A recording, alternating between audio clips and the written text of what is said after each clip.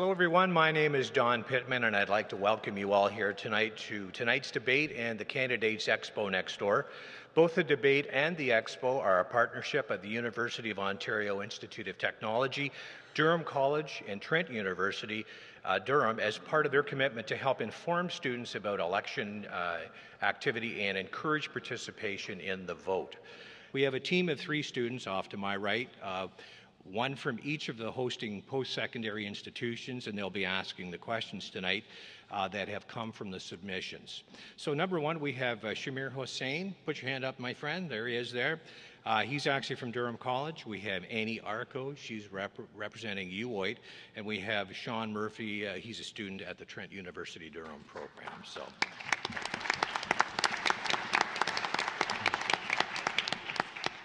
See that? They applauded for you, not for me. Perfect. It's your school, right? Given this debate is being jointly hosted by 3 post-secondary institutions, questions were selected to provide an even mix of post-secondary and community-submitted questions. In some cases, questions were chosen and they were condensed for time rephrased rather, for question format consistency, or generalized to give all candidates on the panel an opportunity to respond. So we're expecting a vigorous discussion tonight of the issues, platforms, and ideas. However, we would like to remind everybody here that we want the discussion to be respectful, and we would ask that of the audience members here tonight. The rules will allow for a 1-minute opening introduction from each candidate. These rules apply to this debate and to the one following this at 8 o'clock. Each candidate will be given a question as well. They'll have 1 minute to respond to the question, and there is actually a 30-second rebuttal option if need be. So it starts with an opening statement for 1 minute from everyone, and then we will actually move on to the questions from the student panel. If there is a lot of back and forth, I'll try and gauge it as best I can so we don't beat a certain topic to death. There are several questions the student panel would like to get looked after and answered, so we'll make sure we keep things moving. There is a timekeeper at the front, and she has a yellow card and a red card. At 15 seconds left in your time, she's going to hold up that yellow card. When the card flips over and goes red, you need to be done or your microphone will mysteriously malfunction. So just so you know, okay, we don't want anybody to be running on. So I'd like to introduce our candidates for tonight. And starting to my left is Dr. Colin Carrie. He's with the Conservative Party of Canada. Next to him, we have Mr. Michael Dempsey. He's with the Green Party of Canada. And next to him, an acquaintance of mine from a long time ago, and still is, Tito-Dante Marimpietri. He's with the Liberal Party of Canada. And someone I met twice, once outside and on the floor in here, Mary Fowler. She's the new Democratic Party candidate here tonight. Now, there was also David, it's pronounced Gershuni. He's also a candidate for the riding of the Marxist-Leninist Party of Canada, but he did not respond to invitations to be here tonight. So I'd like to start now with the opening statements, and Dr. Colin Carrie, I think we'll start with you. Thank you very much, Don. 1 minute. And I'd like to start by thanking the organizers for putting together this forum. I'm extremely proud to be part of a government that has brought over $100 million to these institutions for the future and our kids' future. When I look back at 2004, when I was first elected MP for Oshawa, there were the naysayers out there, and they said that Oshawa would be the next Flint, Michigan. Well, look around you. How wrong were they? I'm proud to have brought record federal investment to Oshawa, which has spurred record development. In 2004, family income in Oshawa was $74,000. In 2013, it was $87,000, the second highest in Ontario. We were named one of the top 10 communities for new residents in Canada, and most importantly for this audience, we were given the Ontario Employer Designation for supporting the futures of Ontario students. 15 seconds. This is not the time for risky taxing schemes and unproven economic policies. You are the future of Oshawa. The future looks bright. On October 19th, vote Conservative, vote for Colin Carrie. Thank you, Colin. Excellent. Michael Dempsey, the Green Party. 1 minute, sir. Thank you. Michael Dempsey. I'm the candidate for Oshawa for the Green Party. And the main reason that I stepped forward to this time around for this election is more or less just concern for the future, a concern for the things that I've seen develop over the last 10 years under a Harper government, the kind of policies that have seen a lot of our institutions begin to crumble, a lot of defunding of the institutions that we hold dearly as Canadians, that a whole lot of former progressive Conservatives would have held dearly close to their hearts. We've seen them being dismantled by a government that would like to see private interests taking them over. We've seen the defunding of the CBC. We've seen the defunding of rail inspection that's led to, unfortunately, certain incidences that have caused destruction. And so what we need to do is make sure that as a general people, we gather together and we look at what we want our government to be, and we decide to take a different approach than what we've had for the last 10 years. Okay, thank you, Michael. And Tito-Dante Marimpietri. Good evening, everyone. Don, Amy, Sean, Shamir, thank you very much for organizing this forum, and for everyone who is here this evening or viewing. I'm honored to be here on behalf of the Liberal Party of Canada as a member of Team Trudeau, but also as an individual who lives right here in this community and grew up just outside of these doors.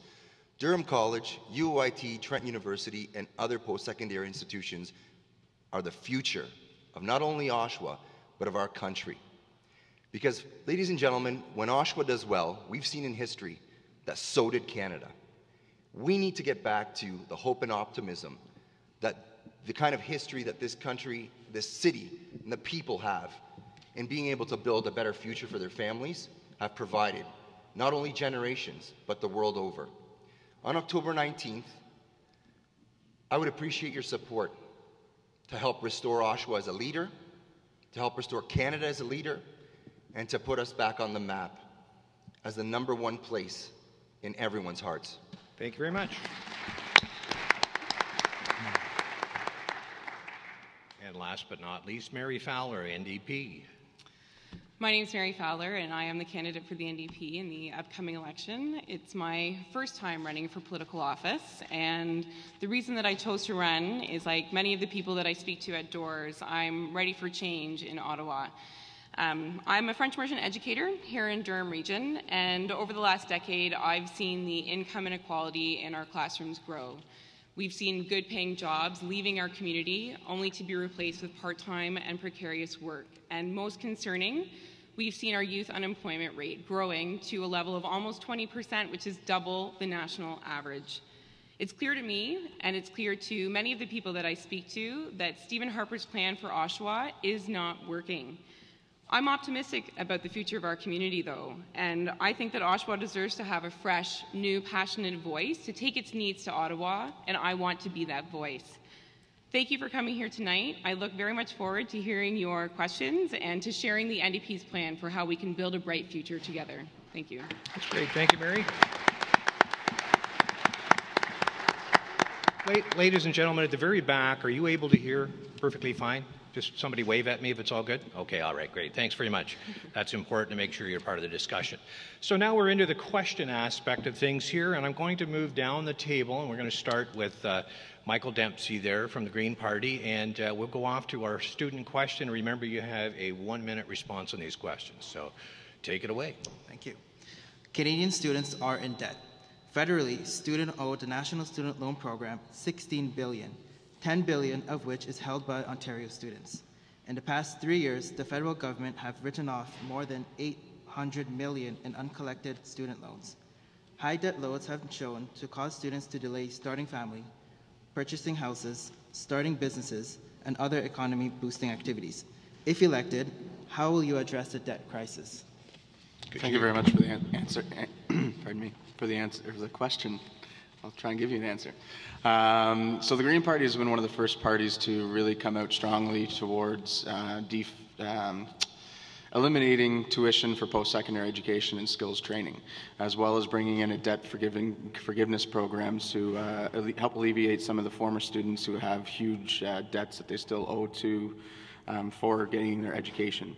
So essentially, eliminating tuition not only reduces the cost of post-secondary education by half, but it allows students to be able to focus more time on, or focus their finances more on taking care of the things like housing, clothing, and food, which is what they'll need to to obviously cover while they're in their post-secondary or skills training periods of time. And bringing in a national affordable housing strategy as well would help with the housing costs of students. Okay, thank you, Michael. Tito, we'll move down the table to you. Thank you for the question, Shamira. I understand in speaking to a number of students that attend university in Oshawa that we pay some of the highest tuition rates right here.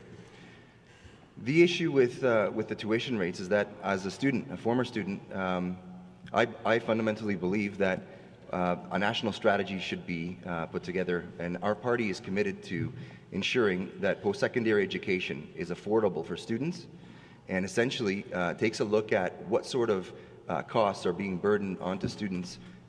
Furthermore, ensuring that, for example, I hear from a number of students that it costs more for their loans than it would be for a home that they're purchasing. It's very unfortunate that we have a number throughout the country that exists but isn't equated to a strategy that is clear. And I think when we look at what we need to do for students, we also need to provide well-paying jobs in the economy, because when they come out and after they have studied in our community, they need to be able to pay for their home. That's time, Tito. Thanks. Okay, thanks, Tito. Okay, Mary Fowler, NDP, your answer, please. This is obviously a major concern for a lot of people, young people that I've been speaking with. I was very fortunate to attend 3 post-secondary institutions, so I certainly recognize the increasing costs that Ontario students are being faced with. It's very unfortunate because under the Conservatives, debt load of students has been very much ignored. Instead of increasing taxes to our largest corporations, they've chosen to ignore the struggles that these young people are facing as they exit post-secondary institutions. We also know that the last time the Liberals tried to balance the budgets, that they cut transfers for education as well. An NDP MP in the previous government put forward an act, actually, the Post-Secondary Education Act, which was to ensure adequate and stable funding for post-secondary institutions. We know that much of that burden, because there isn't stable funding, is falling on students, and we need to have federal leadership when it comes to the adequate funding of our post-secondary institutions. Okay, thank you. And Colin, I'll let you answer the question, and then you can have a rebuttal, okay? Okay, basically, what we've done, the federal government is responsible, as you know, for transferring money to the province, and the province has jurisdiction over the educational system. One of the biggest reasons that we have high tuition is the complete and utter mismanagement of the Ontario economy through the Liberal government of Kathleen Wynne. If you take a look at the subnational governments around the world, it's the worst run subnational government from a financial standpoint. We, as the Conservative government, have established record programs as far as the student grants. We've enhanced the Canada Student Loan Improvement. We eliminated work penalties for students that would like to work at the same time as going to school. We have increased the transfers to the provinces and territories. We've made new record apprenticeship loans, and we've also given tax credits and enhanced the RESPs, so families can make investments in regards to their children's futures as far as their education is concerned. And when we look around, Canada is number one in the world. That's time, Colin. Thanks.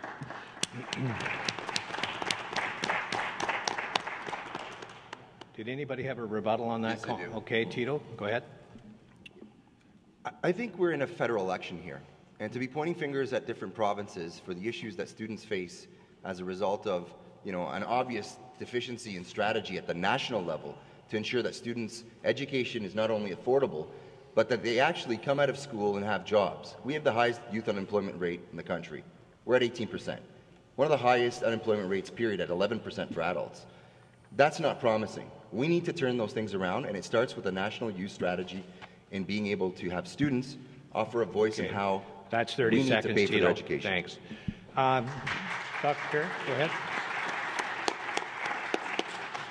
Well, and again, this is the malarkey from the Liberal Party. Canada is actually number one in the OECD countries in terms of post-secondary educational attainment. We have some of the most highly educated populations in the absolute world. And to say in a federal election The federal government has increased funding record with the province of Ontario, and the reality is that is their jurisdictions. That's why educational tuition in different provinces are different. Quebec is extremely low. Alberta and Ontario is going to be even higher over the next few years if you listen to Ms. Wynne, and that's totally unacceptable. She has to start managing. That's time, Colin. Thanks. Tito, sorry, Mary, go ahead. I think that there's a little bit of bickering going back and forth here where we actually need to focus on the fact that there are students that are leaving post-secondary institutions on average with $26,000 in debt. And that's just the average. UOIT has the highest tuition rates of any university in Ontario. Ontario has the highest tuition rates of anywhere in the entire country. So these are young people who can't buy homes, who can't buy cars, who can't support their families, who can't start their lives. We need federal leadership when it comes to consistent funding for post-secondary education.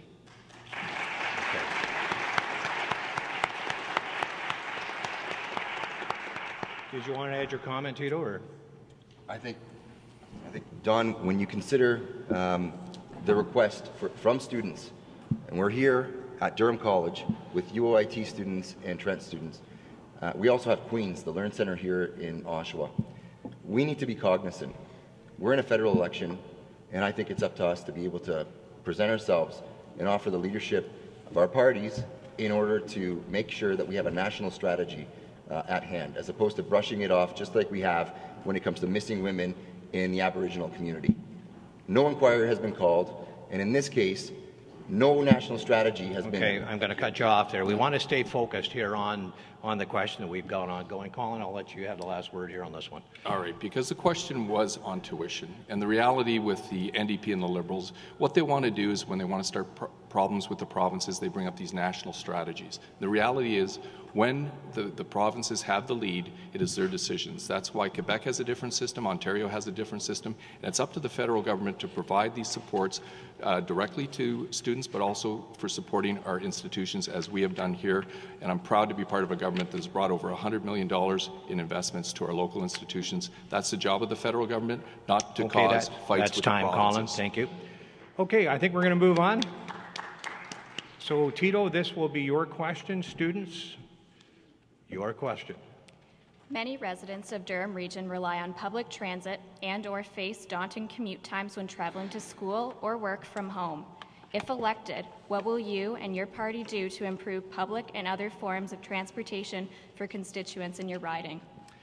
So, Tito, that's your start. Amy, thank you very much for the question. As likely the only panel member here this evening who actually was in the decision-making process of establishing a regional transit system, I take this issue very seriously for a few reasons. I attended 3 different post-secondary institutions, and I know that in each case I had to use transit.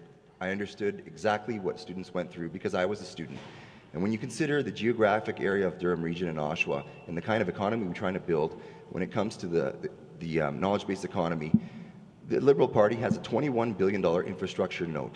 A note that, as a former councillor, I'm very well aware could help us a great deal in not only building infrastructure for transit, but affordable housing, and ensuring that we have the appropriate resources here to make our community thrive and essentially reposition us as a leader in the national economy. Okay, thank you, Tito.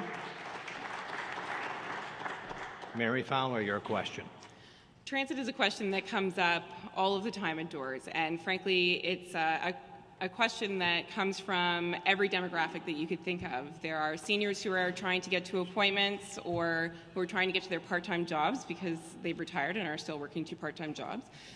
Certainly you have a number of students that are trying to get to work, and it certainly comes up with people who have a disability who are very frustrated with our public transit system and their access to it. So it's something that we hear about all of the time at doors. The NDP has put forward the Better Transit Plan. It's not that it is the Better Plan, but that's actually its name, the Better Transit Plan. And it is to provide consistent and stable funding over 20 years of $1.3 billion to municipalities that offer transit. We would not force municipalities to compete with one another. Any municipality like ours that offers transit would be able to have access to these funds. Again, it only makes economic sense to invest in transit in your community. That is time, Mary. Thank you. Yeah.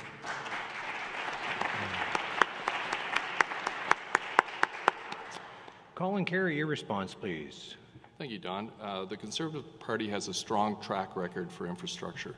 Our program moving forward is record amounts of funding, $75 billion over 10 years. In the past, we've done things as well, such as making the gas tax fund permanent for municipalities, and I believe Oshawa has benefited from that, over $31 million that they've been able to use for different investments. We made a transit tax credit, so for example, if you're taking the bus, you're able to deduct it from your taxes.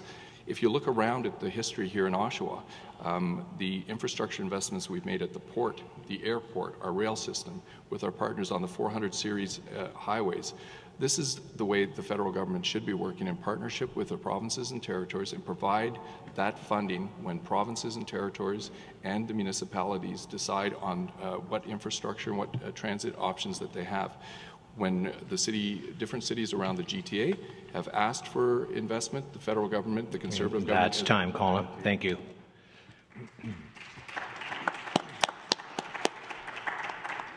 Michael Dempsey, go ahead. Thank you. So, in terms of transit, the Green Party has always been strongly supportive of any type of transit strategy, including buses, trains, that kind of thing. We could make all the promises we want about funding, but ultimately it does come down to working closely with both the provinces and the municipalities. And that's one of the things that the Federal Green Party wants to see, is a more close-knit relationship, more of a cooperative relationship between the federal level, the provincial level, and the municipal level.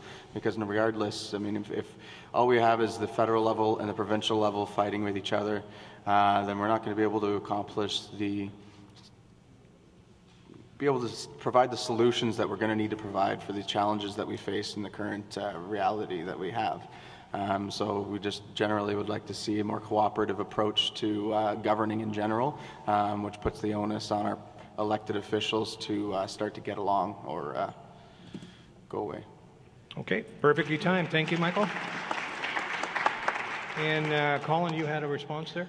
Yeah, I did want to respond because we've heard a lot about federal and provincial fighting amongst themselves. And the reality is, when this country went into one of the worst recessions since the 1930s, we had excellent cooperation with the provinces around this country. And I'm very proud to say that I worked quite well with the Liberal government. And if you just look around, the partnerships that we've made, this is record federal infrastructure. And what it's done, we've done this without raising your taxes and without and balancing the books, by the way. Okay, that's it, Colin. Thank you very much. Any other comments? Mary, go ahead. Well, we have a Prime Minister who refused to meet with the Premier of this province for months after she was elected. And frankly, that doesn't really say to me that they're willing to actually cooperate on a different governmental level. I think that any mayor in this country will tell you how frustrated they have been with the transit transfers to municipalities. Stephen Harper has pledged to not spend another dollar on transit for the first 2 years of his mandate, and so that's time, Mary. Thank you very much. Thank you. Tito, go ahead. I wanted to address the issue of gas tax. I believe that was actually implemented under Mr. Martin, who was a fantastic finance minister who provided $40 billion to the current government and essentially saved them in the economic crisis that we ended up in. We prevented us from going to Iraq into a costly war, and we made sure that bank mergers did not happen. So we saved the country essentially as Liberals under the Martin government, ensuring that those policies were and the fundamentals were there so that we didn't end up in the same housing crisis of the United States. Okay, thank you. I would ask on the responses that we just try and stick to the actual theme of the question. So, Dr. Carrie, you had a comment? Well, I just wanted to say the gas tax is extremely important for municipalities. To give Mr. Martin credit, he did originally put it in, but it was brought forward by Minister Moore originally. And I tell you, we've done this again. Mr. Martin at a time also said that payroll taxes are cancer, and we don't want to increase taxes on individuals to pay for infrastructure programs and going into deficits like the Liberals want to do right now. Okay, thank you very much. Did you want to respond to that, Tito? Go ahead. I know the gas tax issue very well from both Mr. Martin and also from being a councillor. I remember lobbying with AMO and FCM vigorously to get the federal government to understand that it was important to us. But it took a lot of work, and I'm proud to say that I played a significant role in making sure that we not only had a gas tax, ensuring that we had infrastructure that was followed up with the gas tax money and invested here in the community, because it was our community that paid for that money. That's time, Tito. Thanks. I think we'll move on here. Mary Fowler from the NDP, this would be your next question, and the theme is, again, post-secondary education. So over to our panel. What will you or your party do to promote the growth and vitality of post-secondary institutions with a specific focus on those in the Durham region? So Mary, that's yours. Thanks very much. We know that, as we have previously said when we were talking about student debt, that there is no federal leadership currently when it comes to transfers of money for post-secondary education. As I said previously, again, the NDP did put forward the Post-Secondary Education Act, which was to provide consistent and stable funding for post-secondary education in our community, obviously with so many post-secondary educations here, but across the province and the country as well. We know that so many of the students that are here are facing the burden of paying for the lack of federal transfers that are coming from the federal government when it comes to post-secondary education. We have incredible institutions here, and we need to make sure that we are providing ample opportunity for research and development happening here so that those wonderful young minds stay here and continue to work in our community as they've done through their career here at the university. Okay, that's time. Thank you, Mary. And Colin Carrie, we're back to the top of the table for your response there. I believe the question was about promoting the vitality and the growth of secondary education. Is that what it was? Okay, good. The role of the federal government is really to work as well with new capital investment. And just recently, over the summer, we actually made a huge investment at this institution for the Jim Flaherty building. And unfortunately, the provincial government has yet to come to the table for that.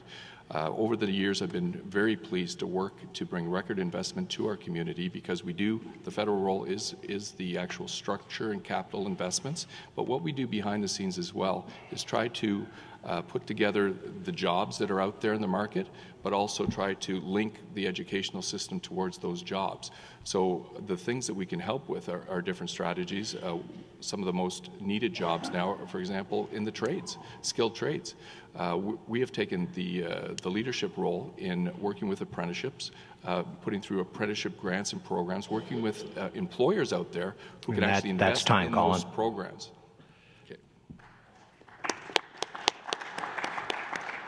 Michael Dempsey, the Green Party, sir, your question. Thank you. So, I mean, as I've already spoken about the priorities of the Green Party in terms of post-secondary, we would like to obviously cut all the tuition costs so that students are able to more easily afford education. I think that highlights the fact that the Greens would like to put emphasis on people becoming trained and further educated past high school. In terms of integrating it within the local area, the whole concept of the Green Party to me has always been a relocalization party, very much going down to the kind of the original concept of what the old Progressive Conservative Party was in terms of rebuilding community and that kind of local focus and focus on community values and things like that. The Greens would like to see municipalities and, like I've mentioned before, municipalities and provinces and the federal entities, including the Indigenous peoples of this land, get together and create. Okay, that's time, Michael. Thank you. Tito, go ahead. So this issue is very near and dear to my heart, because I remember growing up just outside these doors and cheering for people like Dr. Polonsky, who had a vision that I supported from day one, from my first campaign, to try to grow our local economy. And if you take a look at places like Oshawa and how we can reposition not only our city but our country, it's through the growth of post-secondary institutions. And it comes down to one basic fact. The NDP has a budget that's not realistic and isn't able to provide growth. The Conservatives have proven that the same thing is occurring, and it's not more of the same that we wish. The Liberals are committed to a budget because it's about money, folks. Post-secondary institutions, each time I've ever dealt with them, when we expanded the campus downtown to Oshawa, when we brought Trent University in, when we worked with Queen's, when we worked with Durham College, it was always about money. We need to fund post-secondary institutions in order to provide those opportunities for the future. Otherwise, it's all talk. Thank you, Tito. Okay, our next question is... Do we have to read that? Rebuttal. So, I'm sorry. Was it Michael, did you? No. Oh, Mary. sorry, you got to put your hand way up there. Sorry, Mary, I couldn't see. Go ahead. To remember to put her There hand you up. go. That's better. Sorry about that. The NDP has a fully costed and balanced plan that we are proposing that we know has been applauded by economists across the country. And one of the biggest parts of our plan is to reinvest in auto manufacturing here in our community. And a big part of that, actually, is reinvesting in the Automotive Centre for Excellence here at UOIT. We know that that is a center that attracts attention from around the world, and we know that it's certainly something that draws people to our community. The other piece that I just want to mention quickly, because I'm sure I'm going to be out of time, is that the biggest part I think that is an issue for the lack of funding for post-secondary education is the fact that there are now so many more contract faculty at universities, and we're unable to bring people into universities and give them consistent jobs because of that lack of funding. How are we expecting academics to come and study here and do their research here and help grow our community if we're not actually able to provide them with stable and consistent jobs? It's a major concern. Okay, thank you.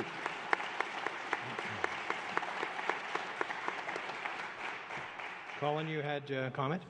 Well, I did want to bring up the Liberal candidate brought about the Liberal budget moving forward and their platform. And the reality is Justin Trudeau is ready to put us back into deficit. He said for the next 3 years he's going to be running a deficit. This is totally and completely unnecessary. He's also going to be bringing in job-killing payroll taxes and, of course, his carbon pricing scheme, which is going to end up being a huge carbon tax on almost everything.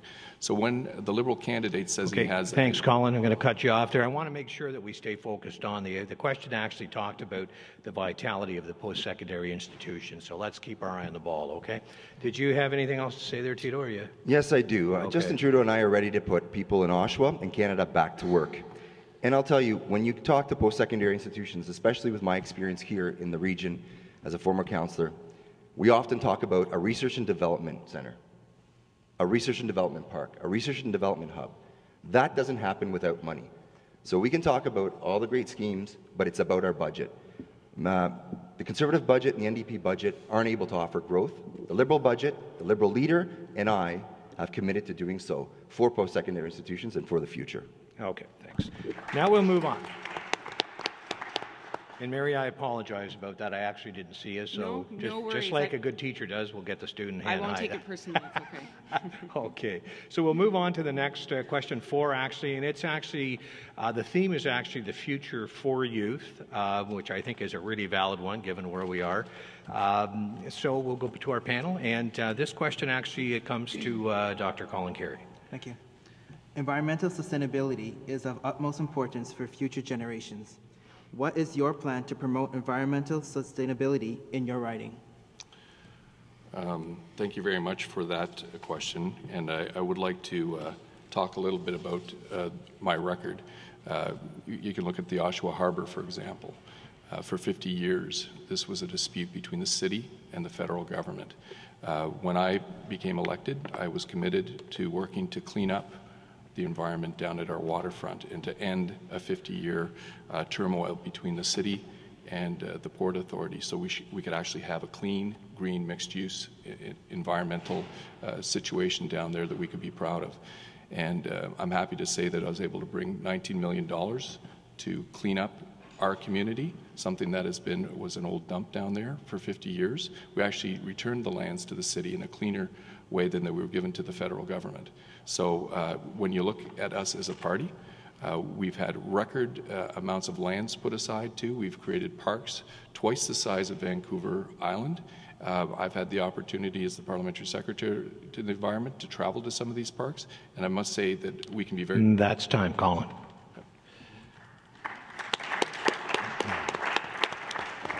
Michael Dempsey, the Green Party, go ahead. Thank you.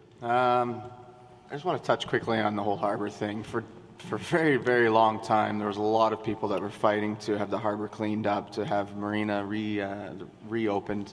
And if that had been dealt with back when I first heard about a lot of the issues, it would have only cost $9 million to clean up the one particular area that was most polluted.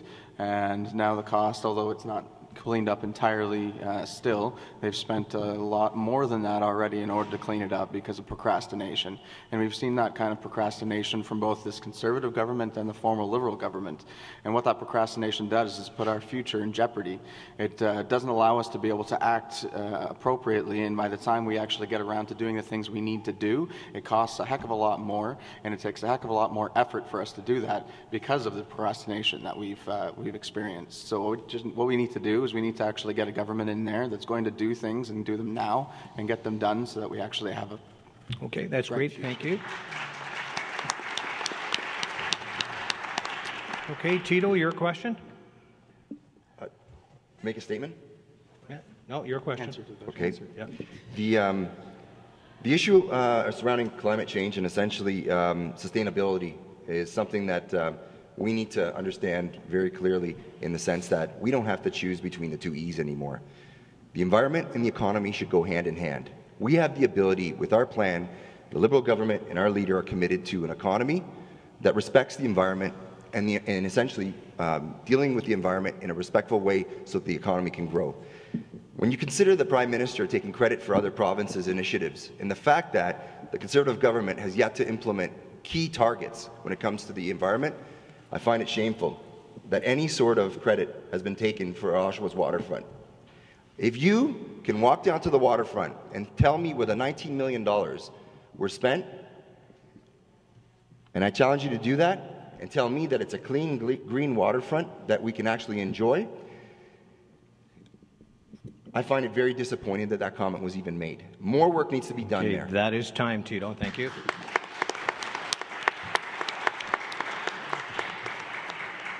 Okay, just to keep us on track here, it was, what is your plan to promote environmental sustainability in your riding? So, Mary, it's your question now. That's a great question. Canada used to be a country that prided itself on its stewardship of the environment, and that's certainly not the case anymore, and it's certainly not the way the world views us anymore. We have the worst environmental record of the world's 27 wealthiest countries, and it's absolutely appalling. A country that is so large and pristine as ours is, obviously we need to be very forward-thinking when it comes to the protection of our climate and our environment. The NDP feels very strongly that we need to reduce our reliance on fossil fuels. We've had a Conservative government who's consistently giving subsidies to fossil fuel companies, and they've been supported in the 5 consecutive budgets in order to do that by the Liberal Party as well. We believe that we need to transition to a clean economy and to a clean energy sector. We, we want to take a national approach to reducing our greenhouse gases, which is not something that we have seen under this Conservative government. And we would like to implement a cap-and-trade system for greenhouse gases. Okay, that's time. Thank you.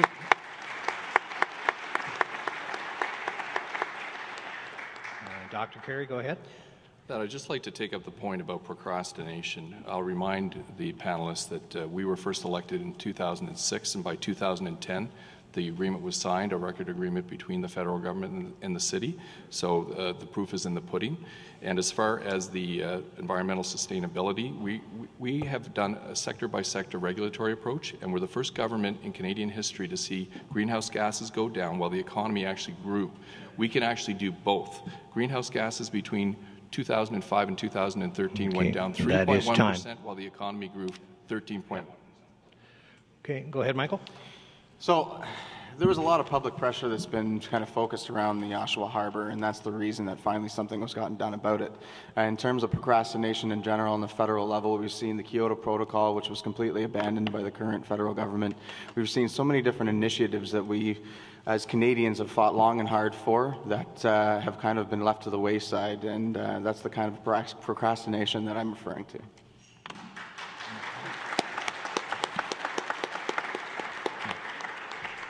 Tito, you had a comment there? I agree with Michael. When you consider the comment made by the Conservatives, be it here or nationally, that we can do both, but they have done nothing. For 10 years, yes, a decade of nothing when it comes to the environment, it's shameful. So locally, what we need to do to increase sustainability in our economy, in our environment, is very clear. Let's begin by implementing the targets at the national level that were set under Kyoto and making sure that our economy thrives and respects the environment. Okay, thanks. Mary's making sure I see her, okay. Colin had a comment. Mary, I'll let him go first, then we'll get you, okay? So go ahead, Colin. Well, I can't believe the Liberal member said that with a straight face. The Liberals actually signed Kyoto with no plan to implement it. Greenhouse gases under the Liberals went up 130 megatons, which is a 30% increase at the time for Canada. Their former leader, Michael Ignatieff, said, we didn't get it done. And under the Conservatives, these are the facts. You may not like it, but we are the first government in Canadian history to lower greenhouse gases. They've lowered 3.1% between 2006 and 2013, and the economy did continue to go. That's because it's a sensible. Okay, that's one speaker at a time, please. Okay, thank you, Colin. Okay, Mary, you have the floor. Well, Colin took the words out of my mouth when it comes to Kyoto and the Liberals signing that agreement with no intention of actually following through on any of the targets that they put forward. And he also took the words out of my mouth when he said, is somebody sitting there with a straight face? I can't believe that Colin Carrie is sitting there with a straight face and taking credit for lowering greenhouse gas emissions when his government had nothing to do with that. We saw industries leaving our country. We saw provinces taking leadership on something that we had no leadership on the federal level for. This government has absolutely no ownership over those drops. Okay, thank you.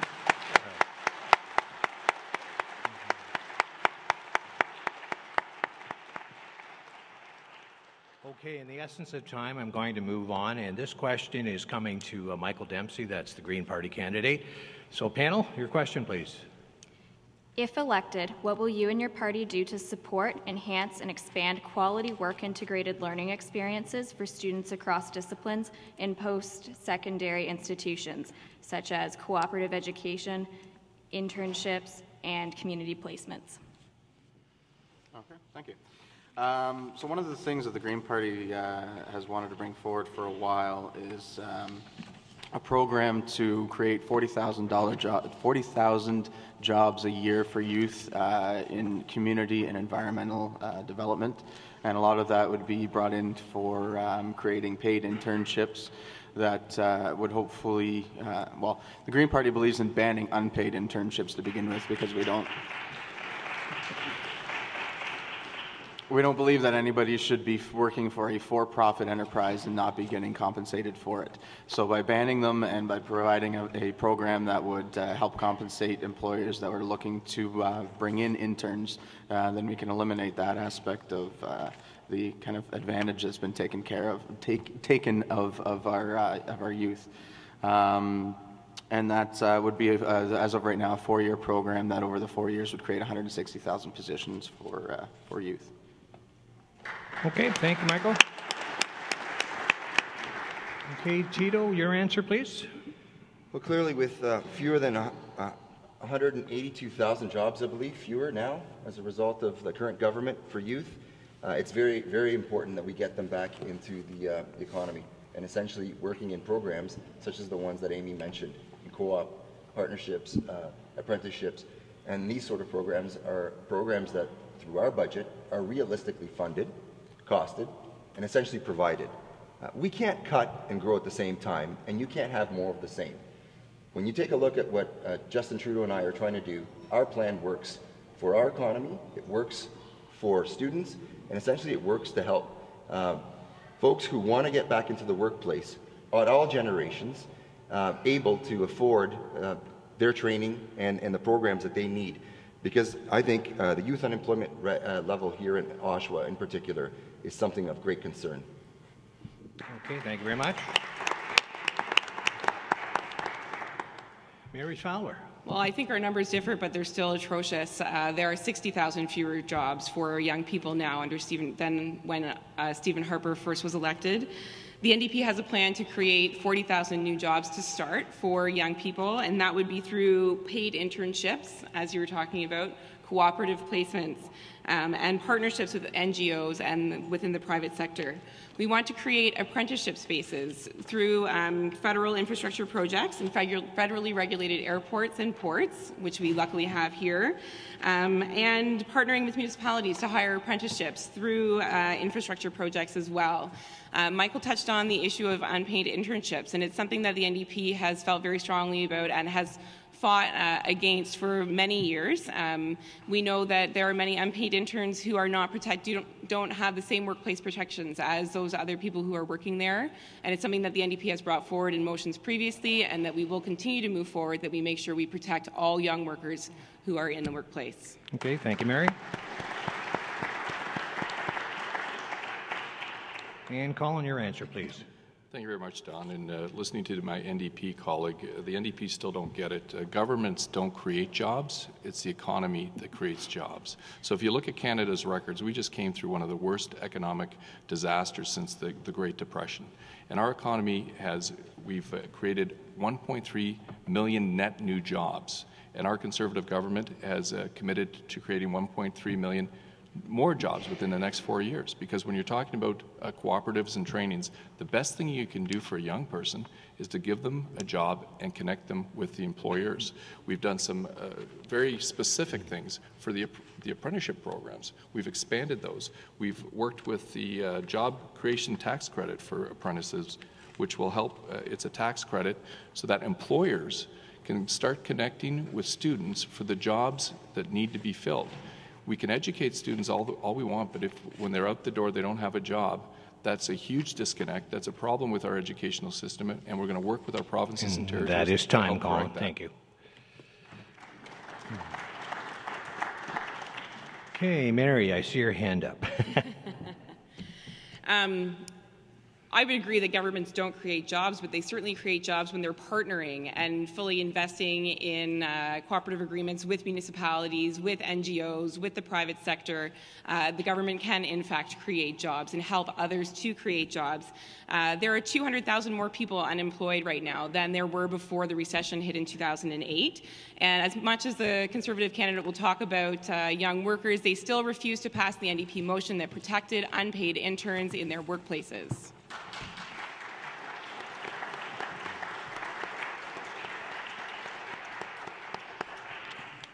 As I pick my paper up, Dr. Carrie, go ahead. Well, I did want to say that the reality out there is we have the strongest job creation record in the G7. There are more Canadians working now than ever before. 90% of those jobs are full-time jobs, 80% of them are in the private sector, and nearly 2/3 of them are high wage. So we're doing this while balancing the budget. We're not going to bring in job-killing payroll taxes like the NDP and the Liberals, and a job-killing carbon tax, which employers have told us if they bring these taxes in, they're going to be leaving the province, leaving the country, and that's unacceptable. Okay, thank you, Colin. Michael Dempsey, you had a comment there? Thank you. One of the things I don't really understand about the current federal government is they think that the government doesn't have the ability to create jobs or things like that. They have no problem creating jobs in the oil patch, but they seem to have a very difficult time creating jobs anywhere else. And with all these high, statistics of 2/3 of the high-paying jobs have been created and all this and that. Well, I'd like to know where exactly those jobs are, because I don't think anybody here has really seen them materialize.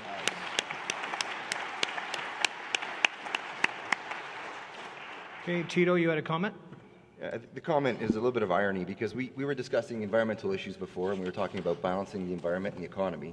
And here we have a comment made by the Conservative member describing the fact that any sort of environmental measures that could help the economy as being rubbish. I think it's important that we realize that here in my hometown, the youth unemployment rate is 18% and the adult unemployment rate is 11%. Maybe in your hometown it's different, but not here.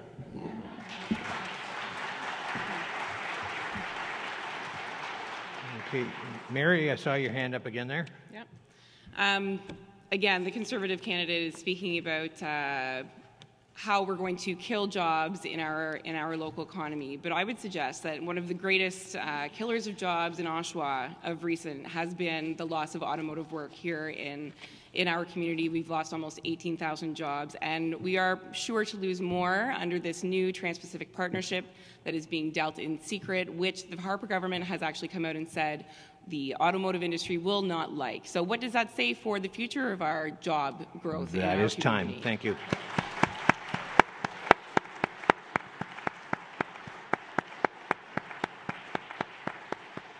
Okay, Colin, go ahead.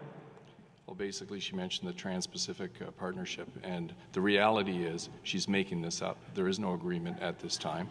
If you look across Canada, the new jobs in Canada created since NAFTA, over 90% of them have been related to trade and the ability for us to work on our exports. So right now, if you look at the auto industry, 85% of the cars that are built in Canada are exported, and free trade agreements create jobs and create opportunities. And the NDP are strictly opposed to any free trade agreement, like they were against NAFTA, the European Free Trade Agreement. Okay, I'm going to call you there, Colin, on that. That's time. Okay. Folks, we're going to move on here a little bit. We've got one. I know there's a couple of people I talked to in the audience that this would probably be of interest to. So this is actually going to Tito-Dante Marimpietri, the Liberal candidate. Panel your question, and I think it's on pensions, I think. I'd like to ask is what is your and your party's position on keeping or changing the current pension income splitting tax break? So Tito, that's your response.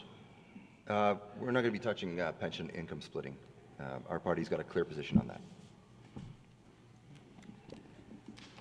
Okay. Mary, your response, please. Well, I think there's actually a lot of confusion around income splitting because there are two different splitting programs as they exist. There is pension splitting for seniors, which the NDP has zero intention of touching. We know that there are many seniors in our community, especially who use that extra little bit of money to make sure that they can stay in their homes and provide for themselves. There's also income splitting, which we feel does not actually affect the majority of Canadians, especially those who need it. It only helps the 15% of wealthiest families, and it's something that the NDP will put an end to, and we'll take that money and we'll actually invest it in something that most families will need, which is childcare.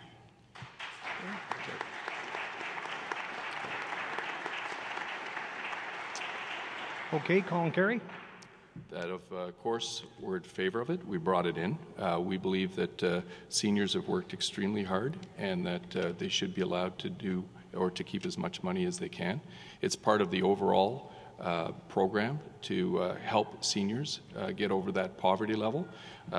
It's part of our plan as far as pensions and retirement is concerned. That's why we brought in initiatives, for example, like the tax-free savings account. We've increased that. So throughout somebody's life, they can put money into this tax-free savings account and it'll grow with, and they can keep the interest. This is something that both the Liberals and the NDP would like to cancel. 60% of the people that take advantage of this make under $60,000. When you're looking at the things that we've done for pensioners as far as their RSPs, increasing the RSPs, increasing the ability for them to take out their RIFs at a rate that keeps more money in their pocket. We have to look at the overall position of pensioners and seniors, and our government has done a great job. Okay, that's time, Colin. Thank you. 5 places in the world.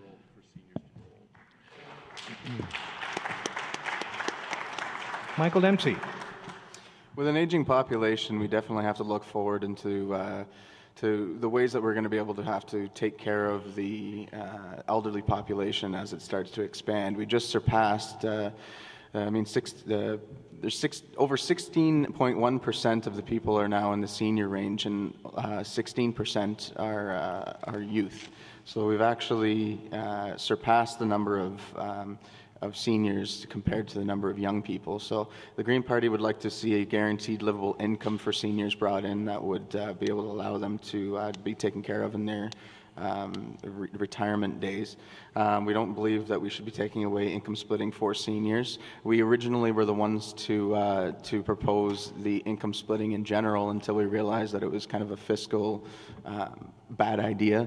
The Green Party has a commitment to being a fiscally conservative party, and when we looked further into income splitting, we realized that it didn't really help as many people as it cost the government proportionally. So okay, it's a bad thank idea. you, Michael. That's time. Ladies and gentlemen, we are on our last question. Believe it or not, an hour has passed already. It's just gone 25 past the hour. So we will go to our last question, and our last question is actually going to start. Mary, this will be your question. So panel, go ahead. Why should our audience give you its vote? Gosh, it's a really simple question, and there is not a simple answer because there are certainly 4 qualified candidates sitting before you.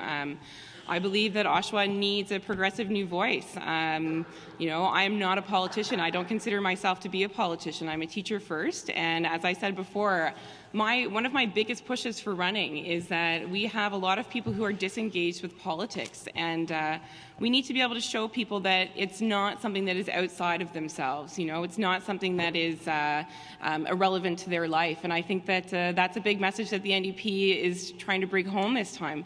Everybody needs to be engaged.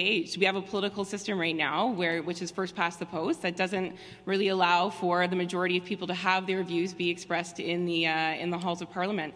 I would fight very hard for this community. I feel very passionately about the bright future that Oshawa holds, and I would love to be that very strong voice for this community in Ottawa. Thank you. Okay, thank you.